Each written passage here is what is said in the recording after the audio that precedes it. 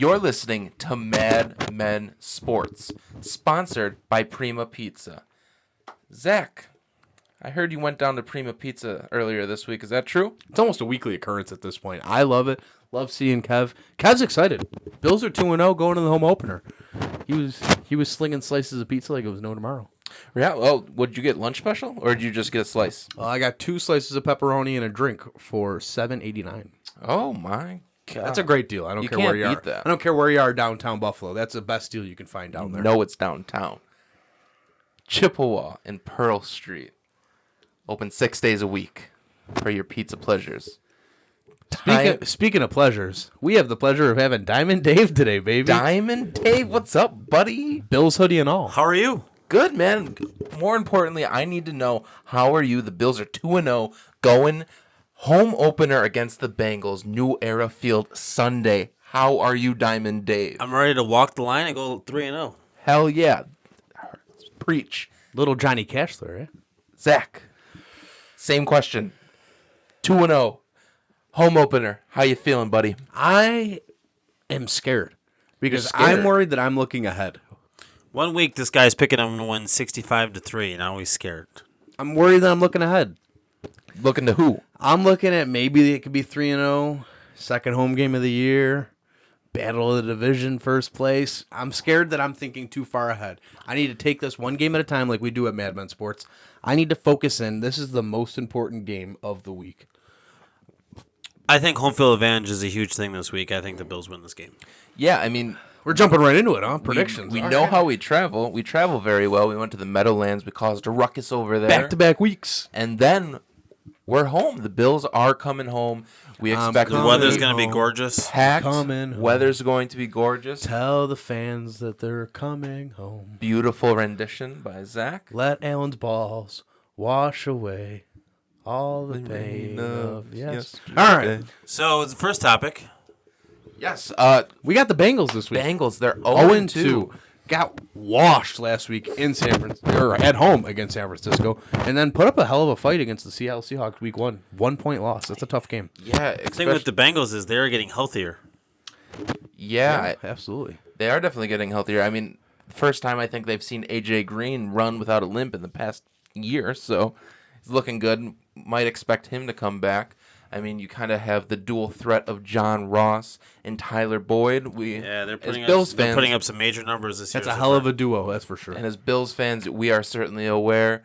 Tyler Boyd, we keep close to our hearts, as Andy Dalton. So it's kind of like a nice little home reunion. Andy for Dalton's them. not getting cheered this week, is he? Oh, he definitely is. I think he'll get I a don't think he standing is. ovation. Nope. Not with He this hot walks in start. here, and that offense does what I think it's going to do. We might have a tough time. They have Joe Mixon, Whoa. AJ Green, John Ross, Tyler Boyd, and a quarterback that can sling it with a brand new offense. I'm not going to say that I'm scared. I'm just saying that if the Bills look past this game like I think I am, we might be in for a little rude awakening. If Green plays, the Bengals might have the best trio of receivers in the league, minus the Patriots. Yeah, but Screw the Patriots. Even if AJ Green And plays, they have a healthy Tyler Eifert. There's weapons all over that offense.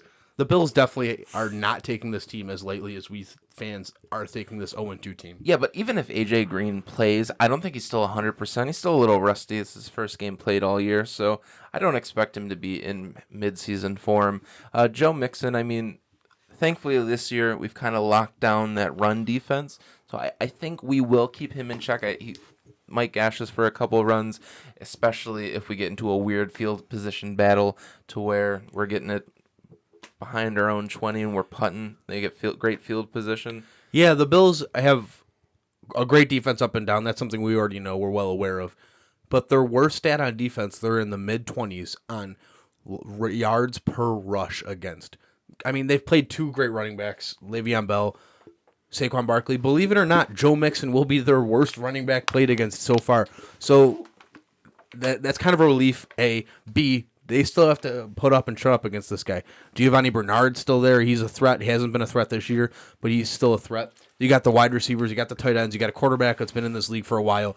There are problems that could be happening with this defense. Yeah, don't let Joe Mixon fool you. He just came out in the Bengals media just earlier today saying he finds it to be very disrespectful that he's the lowest rated running back in the league. And he's going to be hungry this week, especially if Green's back. That opens up the run game for him. So don't let that fool you. Yeah, and let's talk about the speed of John Ross. Zach, you did the film breakdown yesterday. You know the ins and outs of John Ross's game. Let me pose two questions to you. Are you afraid of John Ross's deep threat capability, and who would be the best matchup against John Ross? Listen, it's going to seem crazy, but John Ross is a guy that's a speedster, 9th overall pick. I mean, this is a guy that's a baller, absolute baller. They waited on him to mature. I mean, he had that burning touchdown against Vontae Davis last year, the preseason. We were like, oh, shit, this guy might not be good. Well, 5 weeks later, the guy quit football entirely. So, he maybe not have been good. But you go into this week, you're going to have to keep him in front of you. He doesn't like getting tackled whatsoever. He's a guy that shies away from contact. He's small. He's definitely small. He's fast. He's got a 4.22 240. What broke the record at the combine? People forget that. This is a guy that if he is even with your last line of defense, he is gone. Andy Dalton's just going to throw the ball up there like everyone remembers that touchdown against Seattle, week 1. It's in the film breakdown. I think it's the first or second play I did. Listen, this is a guy that could be a big, big problem. I want Levi Wallace covering him, and I know that sounds crazy. I want Levi Wallace covering him with Micah Hyde over the top. I think you have to have two guys with direct focus on him, which is why I think that this offense is so lethal. Because you could have a guy like John Ross have a man-to-man and a shade coverage, but then you go and you still have Tyler Boyd putting up numbers. AJ Green might be back this week. Tyler Eifert's back. CJ Uma, that ridiculous or whatever CJ whatever. TJ Hushmanzada. Yeah, whatever. They have that other tight end that's pretty decent that pushed Tyler Croft out the game. Joe Mixon's there. There's weapons on this team that if you aren't ready for, you're going to be in trouble with. So, listen, I think the Bills are ready for it. They're professionals. They work all week for this. I just hope that they don't undersell the fact that this 0-2 team is one play away from being 1-1. And I really can't explain last week. I mean, they made Jimmy Garoppolo look like a saint last week. So, the defense definitely has its flaws. It might be a shootout. I think there could be a lot of points and yards put up in New Era Stadium this week. Yeah, and we talked about, of course, the impeccable speed of John Ross. And Dave, I want to talk to you about this as well. Tyler Boyd, kind of almost the opposite of John Ross. A local hero. Kind of that possession player that you don't get in John Ross. He's more of the deep threat. So what do you think we're going to see out of Tyler Boyd, that possession receiver? We're going to see a lot of him on third down, or are we going to see him early, kind of making sure they're going to have a short third down? Well, what do you see? Yeah, last week Tyler the Boyd? Bills kind of struggled later in the game with the Giants receiving core. They let him get a lot. I know the Bills were playing off, and they were playing a little back to play safe, just get out of there. This week it scares me a little bit because you do have the speed of Ross, and then you do have the playmaking ability of Boyd. So the Bills' defensive backfield is going to be challenged. I, for one, am happy that's happening, and I actually kind of hope Green does play because we need to practice for the week ahead. Not looking ahead, just saying we need to practice because this is a very good receiving core. It's a very good tight end they have. They have a lot of firepower. Sorry. So we're going to be asking a lot of those safeties to not let the ball leave the first down to stop the playmaking ability of those players. So Hyde and Poyer have a huge week ahead of them. They need to stop from the playmaking. I think the Bills are going to blitz less and do more man this week. Interesting. So that kind of goes well if you are in a PPR league as well. If we're going to be playing off the receivers, kind of giving them that cushion, you might see a lot of receptions out of Tyler Boyd. Okay, we get it, Jake. You have John Ross on your fantasy team. Perfect. And let me ask you something, too. Going back to the dealing with a speedster, a deep threat, and then dealing with a possession, do you think we'll see more zone or man coverage? I know Sean McDermott loves to play a good man defense, but does it change it up at all? After watching the breakdown of the first 2 weeks of the offense, I think you need to play man-to-man. You need to know where these guys are at all times. John Ross had a bunch of big plays last week, against Seattle and last week, I guess. Getting behind the coverage. That's something that Tremaine Edmonds, Matt Milano, those linebackers are really going to have to make sure everything's in front of them. Don't let anything behind you. Make sure you know where everyone's accounted for at all times.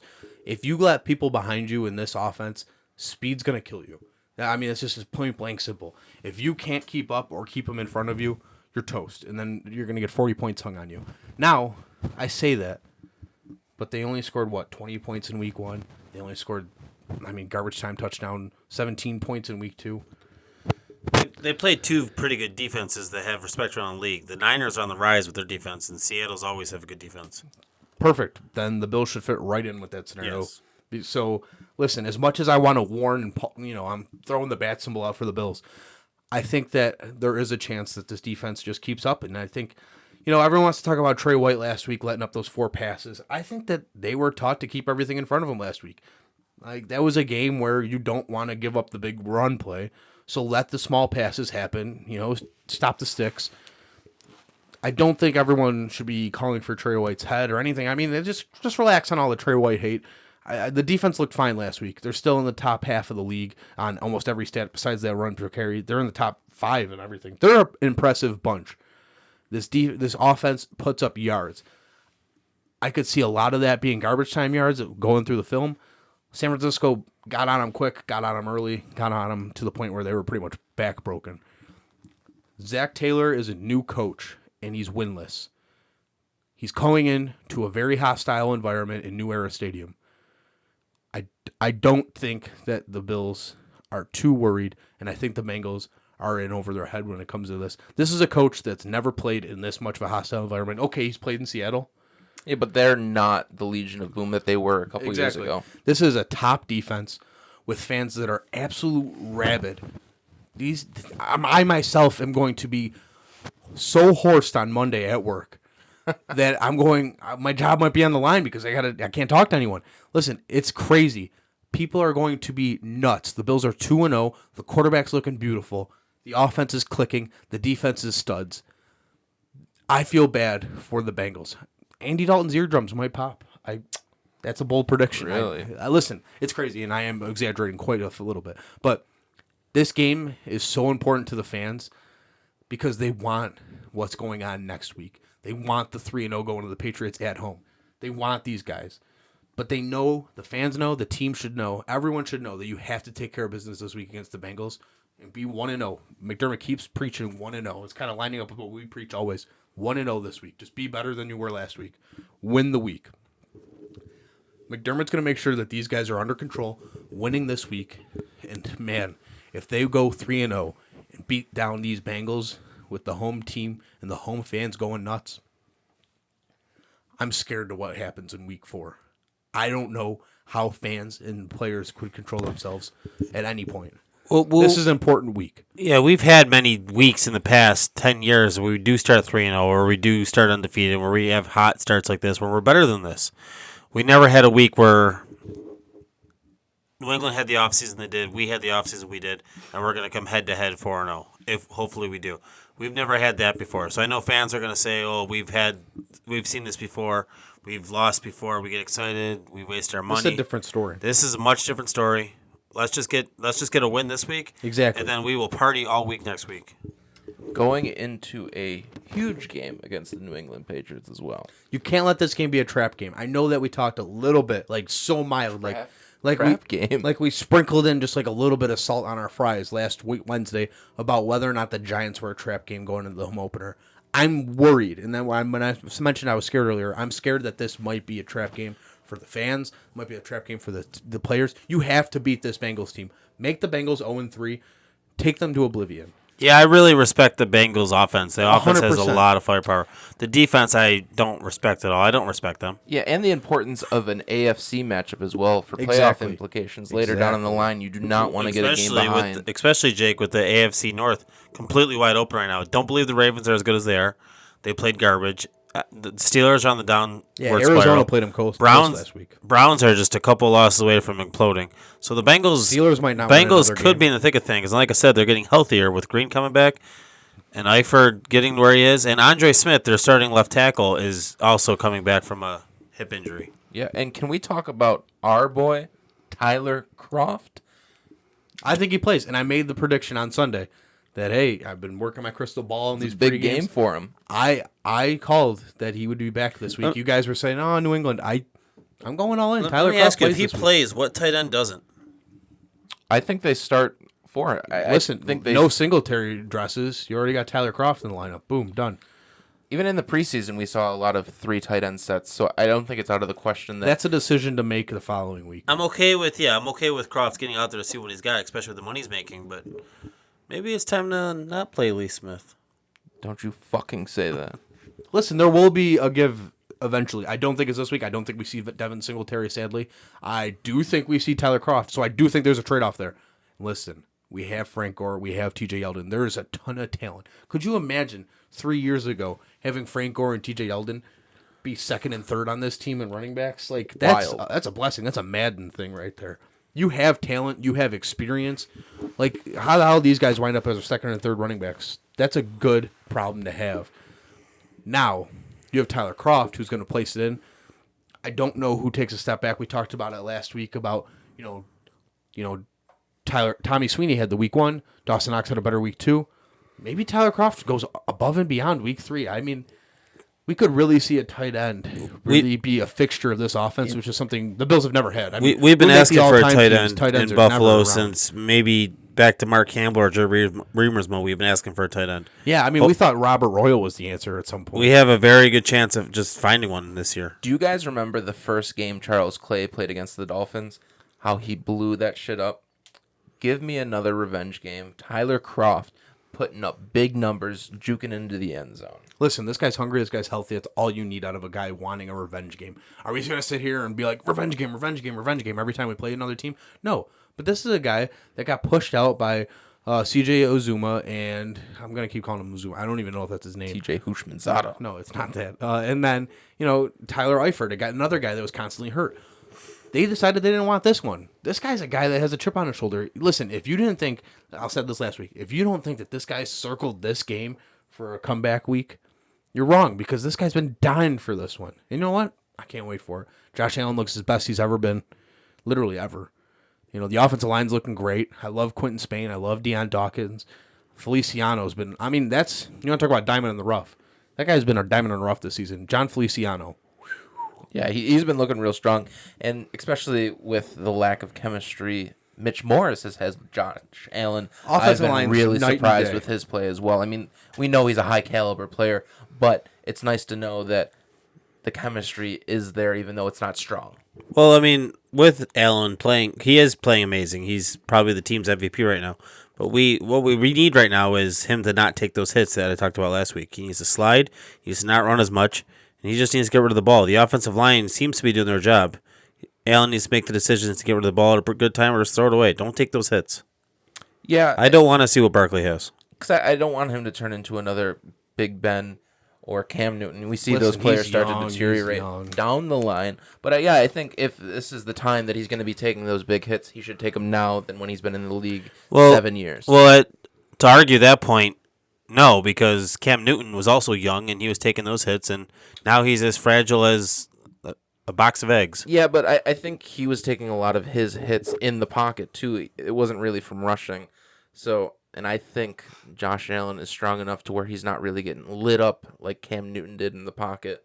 I slightly disagree with you there, but that's all right. Do you guys want to hear a quick Madman fact before we get into Madman by the numbers? Please.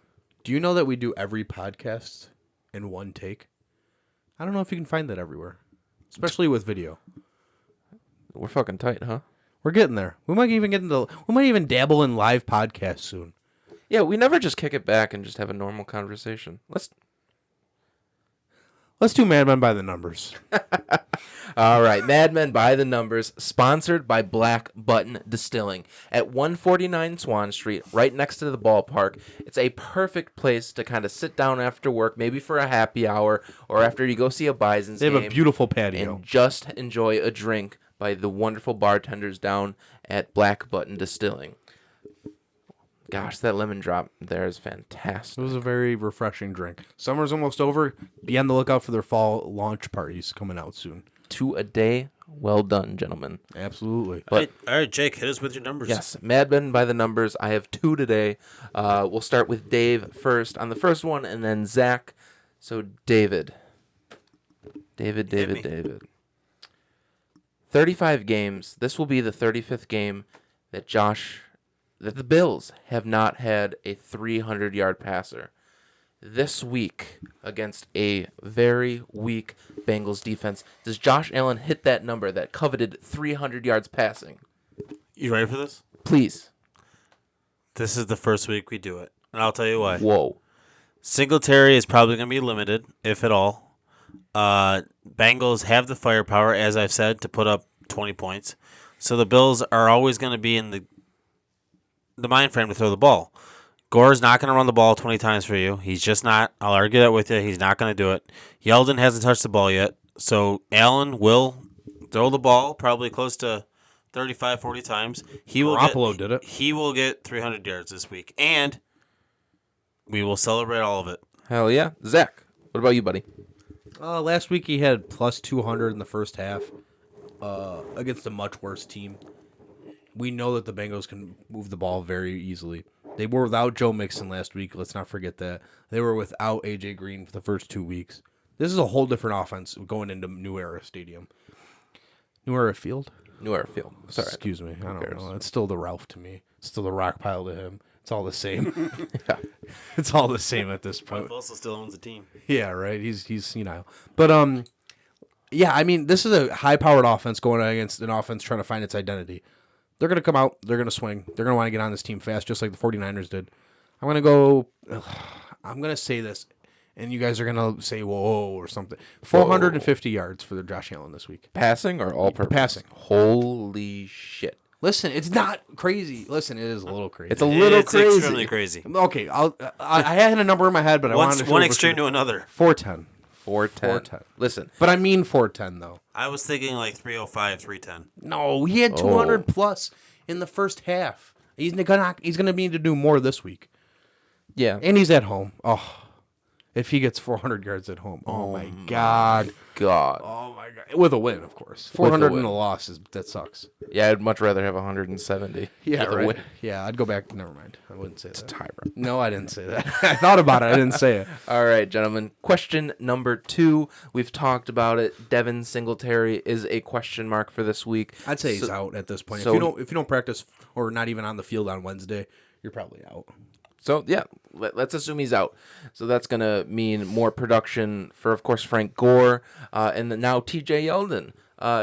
T.J. Yeldon, how many carries do you think he's going to get? That's a good question. Over, under Who thought of this question? That's a good question. 7. Zach, you did, of course. Oh, all right. Over, under 7? Over, under 7. Let's still go. All right. So under 7. I say he goes over 7. And I think it's because I think he touches the ball at least 12 times this week. Perfect. There's a huge hole to be taken care of with Singletary, and I think he steps up. Perfect. David.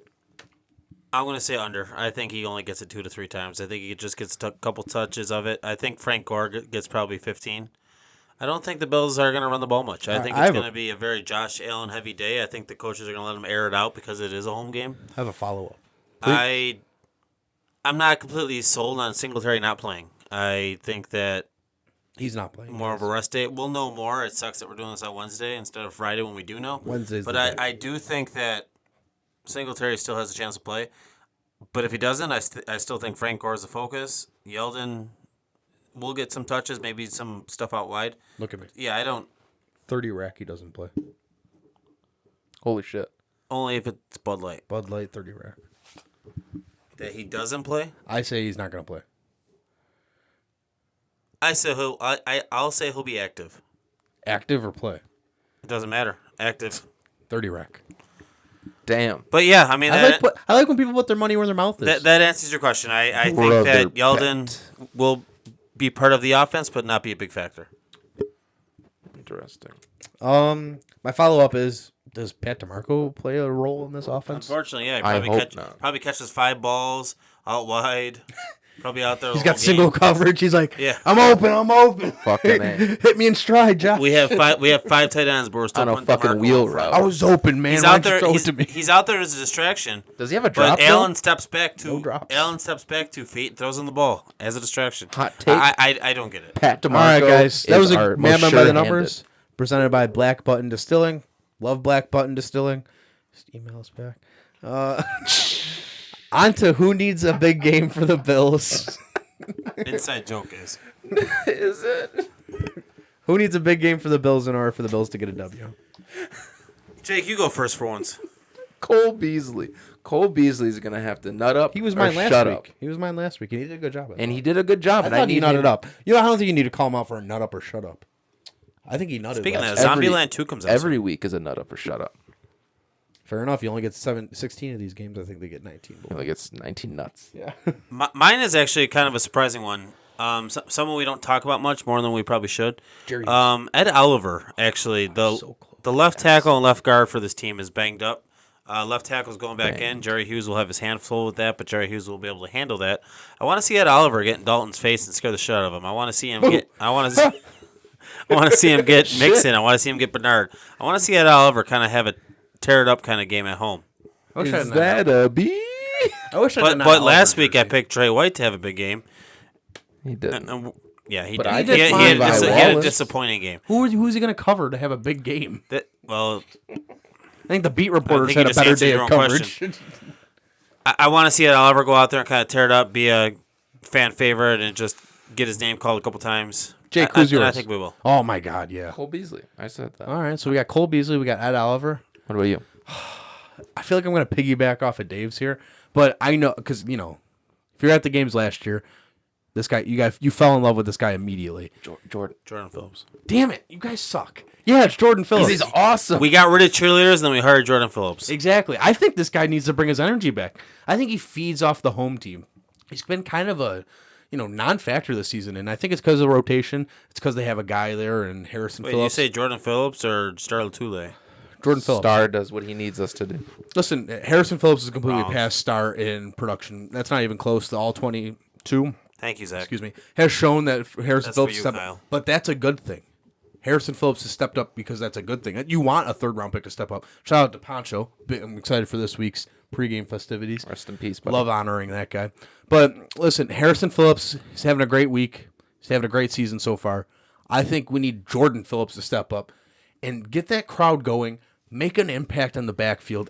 Listen, when that guy was dancing because he got a sack or a tackle for loss, that stadium has a different vibe. He controls the stadium. He is a circus. What was the guy that has the ringleader? I don't know. Ringleader. Yeah, he's the ringleader. Hugh Jackman? Circus. Yeah, master. he is the Ringling brother. Let's be honest. Like, he controls the tempo of the crowd, and the defense needs a guy like that. Even from the sidelines, too. Exactly. The defense needs a volume guy. While the safeties are safeties are out in the backfield, they're pumping the arms up. They still have a job to do. Defensive line, you just plow through the other guy, tackle the guy, and spend the next 12 minutes dancing. I don't even care. Fuck it. I need Jordan Trey Phillips to have a step-up game. Dave, real quick, give me a score prediction. 34-20. Defense scores a touchdown. Jacob? 28-20 Bills. 42-31 Bills. And that Thank you, is guys. your pregame episode for the Bengals game. We'll see ya at New Era Field Sunday, 1 o'clock.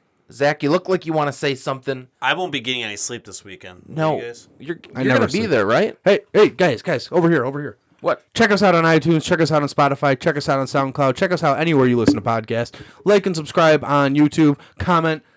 Let us know how we did. Let Dave know how he did. Hey, I know you guys love talking about Dave's attire in the comment section. He's wearing a Bills gear. He's at excited that. for the home games this week. Comment, I subscribe, will not take it off until Monday morning. like us, talk some smack. I know, guys, we got some Bengals fans in our comment section on the video breakdown. Talk that shit. No, don't do that. Be generous. We're nice people at Mad Men Sports. Be loud, be proud, be considerate. There we go. Players play, coaches coach. The golden rule. Parents parent. See you guys next week when we're 3-0. Peace.